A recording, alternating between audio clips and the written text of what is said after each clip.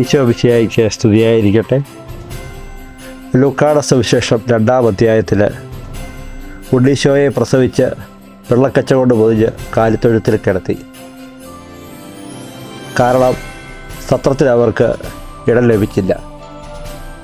സത്രത്തിൽ എന്ന് പറയുമ്പോൾ സത്ര സൂക്ഷിപ്പുകാർ അവർക്ക് ഇടം കൊടുക്കാതിരുന്നപ്പോൾ അവർ യൗസേപ്പ് പിതാവും പരിശുദ്ധ കന്യാമറിയവും സഹിച്ച വേദന നിരന്തരം അവർ ഉണ്ണീശോയെ പ്രതി അത് ഏറ്റെടുക്കുകയായിരുന്നു. അതുപോലെ നമ്മുടെ കുടുംബജീവിതത്തിൽ സഹനങ്ങളും നിന്ദനങ്ങളും ഉണ്ടാകുമ്പോൾ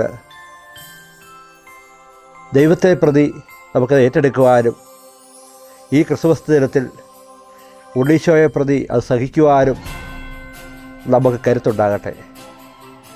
എല്ലാവർക്കും ക്രിസ്മസ് ആശംസകൾ.